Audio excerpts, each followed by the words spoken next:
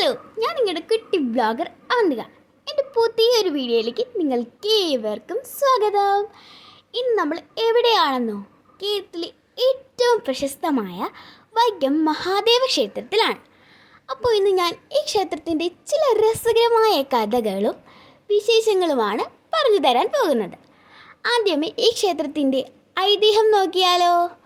പണ്ട് ഖരാസുരൻ എന്നൊരാൾ ഉണ്ടായിരുന്നു.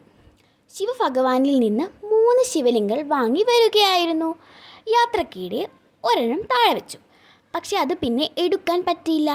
അങ്ങനെയാണ് ഈ ക്ഷേത്രം ഉണ്ടായത്. അതുകൊണ്ട് ഇവിടുത്തെ ഭഗവാനെ വൈക്കത്തപ്പൻ എന്ന് നമ്മൾ വിളിക്കുന്നു. നിങ്ങൾക്കറിയാമോ, ഇവിടുത്തെ ഭഗവാൻ അന്നദാന പ്രഭുവും കൂടിയാണ്.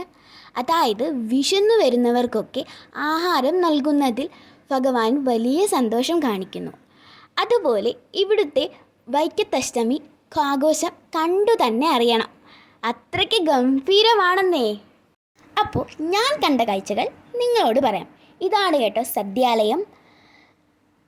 അമ്പലത്തിൻ്റെ 4 മൂലയിലും നന്ദിദേവൻ ഉണ്ട്. പക്ഷെ അകത്ത് വലിയൊരു നന്ദിദേവനും ഉണ്ട്. പക്ഷെ അകത്ത് ഫോട്ടോസും വീഡിയോസും ഒന്നും എടുക്കാൻ പറ്റില്ല കേട്ടോ. ഈ അമ്പലം പണ്ട് രാജാക്കന്മാർ പണിത അമ്പലമാണ്. ഒരുപാട് പഴക്കമുണ്ട് ഈ അമ്പലത്തിന്. ഈ തൂണുകൾ കണ്ടില്ലേ, 3 മൂലകൾ ചേർന്ന തൂണുകൾ.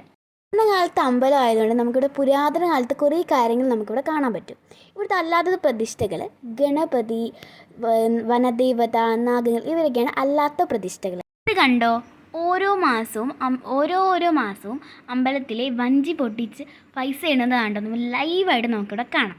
ഒരുപാട് പ്രത്യേകതകളുള്ള അമ്പലത്തിൻ്റെ ഒരു പ്രത്യേകതകളും ഞാൻ പറയാൻ പോകണം കേട്ടോ. ഇവിടുത്തെ പ്രസാദം സാധാരണ ചന്ദനമല്ല കേട്ടോ. ശ്രീകോവിലിലെ മണ്ണാണ് ഇവിടുത്തെ പ്രസാദമായി നമുക്ക് തരുന്നത് കേട്ടോ.